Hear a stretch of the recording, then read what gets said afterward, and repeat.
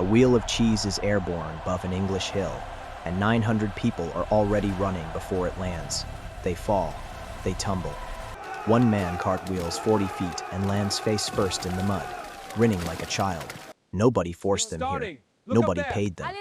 They drove hours from across the world to chase a dairy product downhill. And somewhere in that image, in that gloriously irrational and completely voluntary act, lives a question worth asking very carefully. What does a person have to be missing before they will throw their body down a hill for cheese? Gloucestershire, England. A steep chalk escarpment called Cooper's Hill drops at a gradient of 1 in 2, sometimes steeper. Every spring without fail, a 7-pound double Gloucester wheel is released from the summit at speeds approaching 70 miles per hour. The competitors follow it instantly. There is no graceful way down. Physics makes the choice for every single one of them. Broken wrists, dislocated shoulders, sprained ankles beyond counting. John Ambulance Team arrives every year already expecting casualties. The winner gets the cheese. That is the entire prize. A single wheel of dairy, worth perhaps 25 British pounds. No one fully knows why this began. Theories exist. Ancient fertility rite, pagan spring custom, a dare that simply never ended. The honest answer, spoken quietly by a local woman, was watched for 60 years, is this: it just always happened. And that is perhaps the most important sentence any tradition can offer. It just always happened, and so it still does.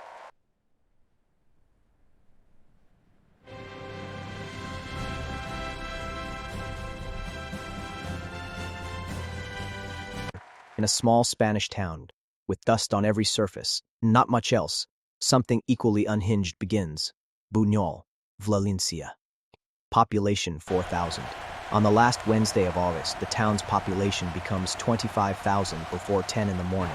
The trucks arrive first, each one carrying approximately 14,000 pounds of overripe tomatoes, designated specifically for throwing at other humans. La Tomatina does not ease you in. Within 60 seconds of the signal, the air itself becomes entirely red and wet. You cannot see, you cannot breathe cleanly.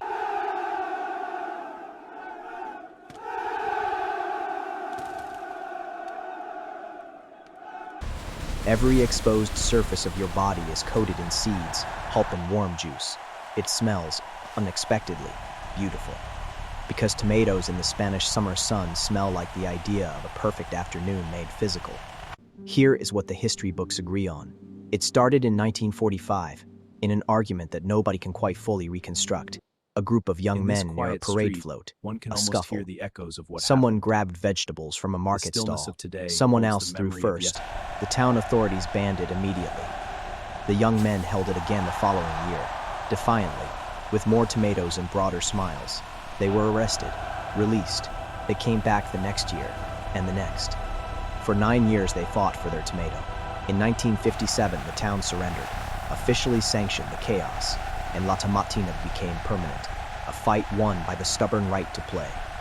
Notice what these men were not fighting for: not bread, not wages, not justice in any formal, documentable, grievance-filing sense. They were fighting for the right to do something completely pointless together, the right to ritual, the right to shared absurdity.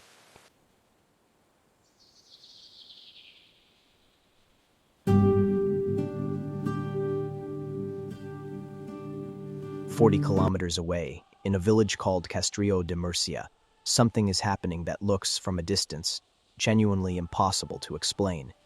A man in a bright yellow devil costume is sprinting. Beneath him, in a row on a mattress, are newborn babies. He clears them, every single one. The parents watch from the sides of the cobbled street, calm, smiling, holding flowers. This is El Colacho, the baby jumping festival. It has been practiced without interruption since the year 1621, perhaps longer. The theology is specific and earnest. The devil leaps over the infants, drawing sin away from their bodies into his own. The Catholic Church has never formally endorsed it. The Vatican, in 2005, asked Spanish priests to distance themselves from the practice entirely. The village continued anyway, because the village had decided, 400 years ago, that this was the correct way to protect a child. What strikes a visitor is not the strangeness. It is the absolute, unself-conscious seriousness on every single face surrounding those babies. This is not performance. There are no cameras sought. There is no hashtag being planned. This is simply what they do here. The mothers who lay their children on that mattress are the same mothers who lay there once, when they were newborns too.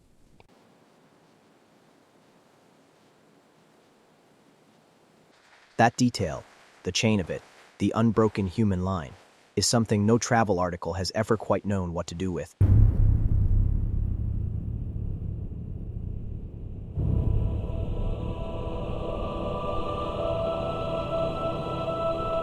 Now the scene changes entirely. The air drops cold. The city is Okayama, Japan. The month is February. The hour is before dawn. Thousands of men stand outside a Shinto shrine, nothing but a white loincloth. The temperature is near freezing. Nobody complains aloud. This is Hadaka Matsuri, the naked festival, one of Japan's oldest rituals, practiced across the country for over 500 continuous years. The goal is to touch a shingi, a sacred wooden stick thrown by a priest into the crowd at the stroke of midnight. The man who clutches it and holds it till morning is believed to absorb all misfortune of the surrounding community into himself. He becomes a vessel. He takes on what others carry. He walks home carrying not luck exactly, but the privilege of sacrifice. Spend an hour with the participants, and a pattern reveals itself that no photograph has ever quite managed to fully capture. These men have trained for this, not athletically, spiritually. Some have fasted. Some have purified with cold water for weeks beforehand. The crowd is not chaos. It moves like a single organism, 10,000 bodies with one shared purpose and one shared understanding.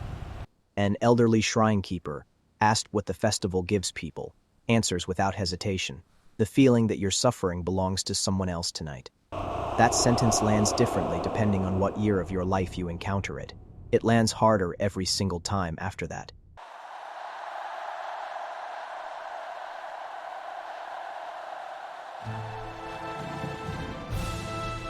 Across the sea in South Korea, a very different kind of festival is about to begin. This one started with a PowerPoint presentation. The Boryeong 19. A small cosmetics company discovers that the local mud contains minerals unusually beneficial for human skin. They commission a study. The study confirms it. The marketing team has an idea. They build a modest outdoor festival to promote the findings locally. 4,000 people show up. The company notes this with interest. They build slightly larger mud pools the following year, just in case. The festival grew. Then it grew faster.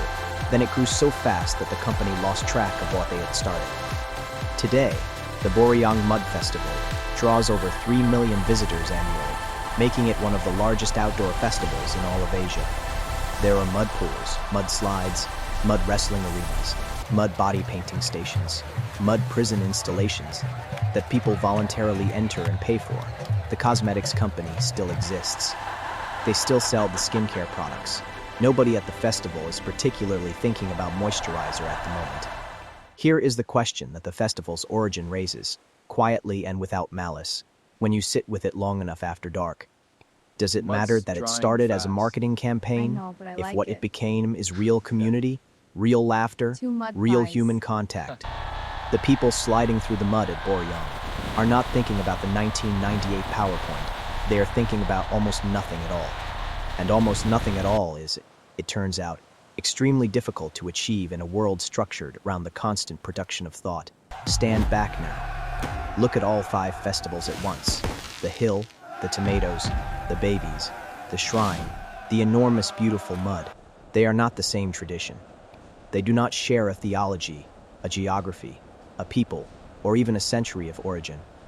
But every single one of them offers something to its participants that cannot be purchased, optimized, scheduled, or replicated in a productivity app. They offer the specific relief of surrendering the self, of becoming temporarily part of something too large and too alive for individual identity. The cheese chaser is not a winner or a loser while she is tumbling. She is simply, briefly, and completely a body in motion. The tomato thrower is not a worker or a consumer or a citizen while his arm is raised. He is only here, now, alive. The baby's parents in Castrillo de Murcia are not managing risk or researching outcomes. They are trusting a chain of human hands across 4 centuries. The men in Okayama, reaching for the shingi, in the freezing dark, is not building his personal brand. He's offering himself entirely. And the stranger at Boryeong, covered head to toe in Korean coastal mud, is, whatever the origin, genuinely, unstrategically, helplessly laughing. 5 festivals, 5 countries, 5 completely different reasons for gathering. One thing none of them ever had to explain or justify or market. They simply continued, year after year, generation after generation. Through wars and famines and governments that tried to stop several of them entirely. They continued because the people who held them knew, in the body rather than the mind, that these things must not be allowed to end. And now a question, just one, to carry home from all of this noise and mud and cheese and joy and cold. When was the last time you did something completely pointless in a crowd of strangers, with your whole body, and fate absolutely nothing was missing?